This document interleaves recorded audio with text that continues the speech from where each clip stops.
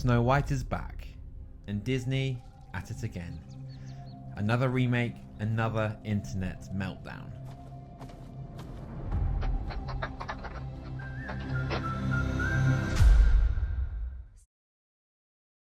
And whilst the internet is debating if the original is a timeless masterpiece or an outdated relic, it awoke a passion in me to reconnect with it.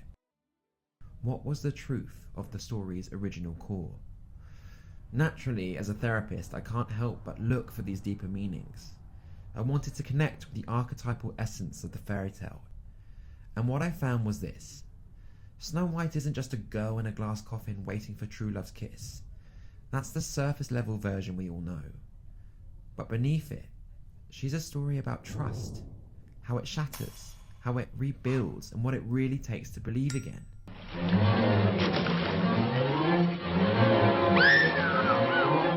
If you've ever been betrayed, you know how it rewires the way you see the world. One wrong person, one wrong moment, and suddenly trusting anyone feels like the biggest risk of all. So whether she meant to or not, Snow White's journey embodies all of this. So today, we're clearing the dust from the magic mirror, looking past the fairy tale shimmer to explore what her story can teach us. Because maybe, just maybe, this isn't a story about a snowy maiden and her 7 bearded whistling roommates. Maybe it's about us. We dig, dig, dig, dig, dig, dig, dig in our mind the whole day through. To dig, dig, dig, dig, dig, dig, dig is what we like to do. It ain't no trick to get rich quick if you dig, dig, dig with a shovel or a pick. In a mine, in a mine, in a mine, in a mine. Before we take Snow White to therapy, if you've not done so already, do me a favour, hit that subscribe button and give this video a like. Let's make this algorithm the fairest of them all.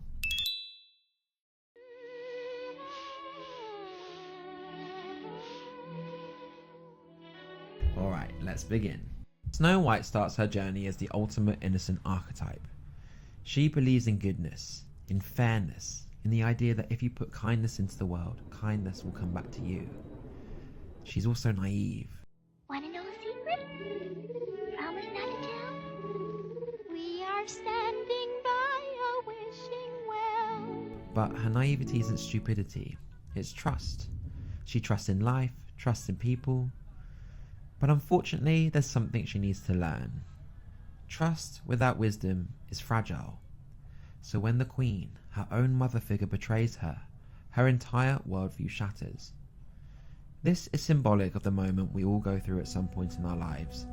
The moment we realise not everyone has our best interests at heart, that people can lie, that love can be conditional, that sometimes the people we trust the most are the ones who hurt us the worst. So Snow White, in this moment, she runs. Run! Run away! Hide! In the woods, anywhere! Never come back! Now go! Go! Because her trust has been shattered. Her first instinct isn't to rebuild, it's to survive. And this is a major turning point in her story. Hello? May I come in? And it leads her to the next component of her healing journey. Enter the Dwarfs.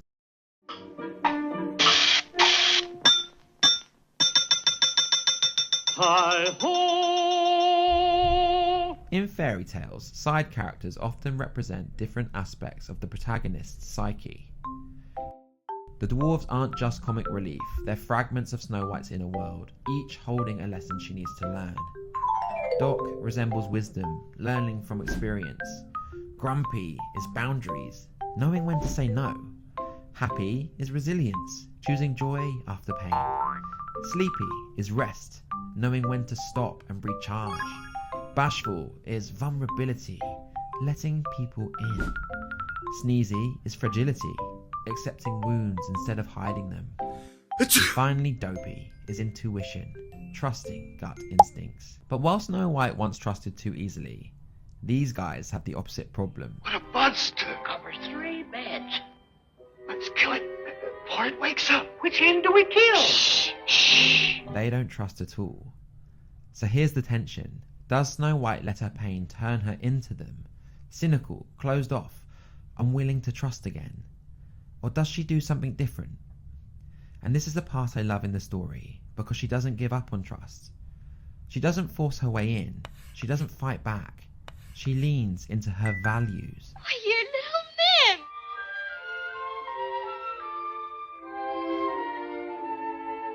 How do you do?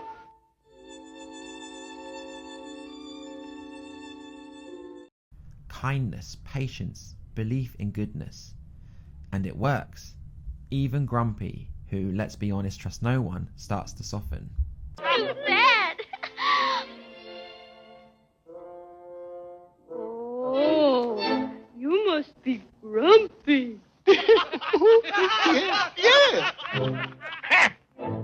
So here's the real lesson. Trust isn't about never getting hurt again. It's about learning who to trust, when to trust, and how to trust wisely.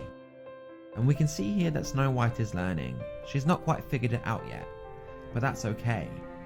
However, the next test, it's a big one. Over the 7 jeweled hills, beyond the 7th fall, in the cottage of the 7 dwarfs, dwells Snow White, fairest one of all.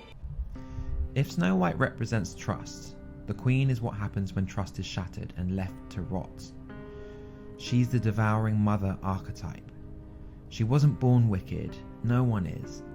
But hurt people build walls, and the higher she built hers, the more she trapped herself inside them. And when she hears that Snow White is thriving, it's not just jealousy, it's rage. So, she transforms. She twists herself into something else. Now, begin thy magic spell.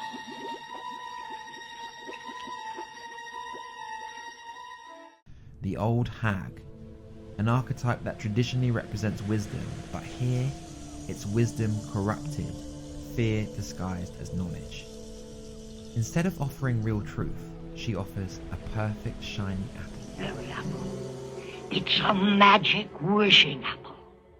A wishing apple? Yes. One bite, and all your dreams will come true. Because temptation never looks dangerous. It looks harmless, it looks beautiful, it looks trustworthy and crunchy. And Snow White, our girl who's learned so much, who should know better, takes a snack from a stranger. Because unfortunately healing isn't a straight line. Sometimes the past whispers just the right way, and before we know it, we're right back where we started. Asleep.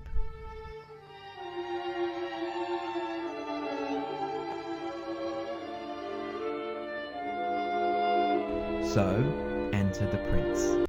Yes, I know, cue the eye rolls. Oh great, another man saving a damsel, yeah, but hold up.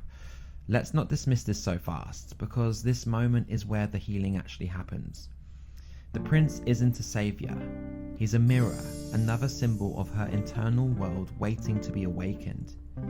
He's the other half of the journey. Where the dwarves taught her to rebuild, the prince teaches her to leap. If she embodies the feminine trust, he embodies the masculine action.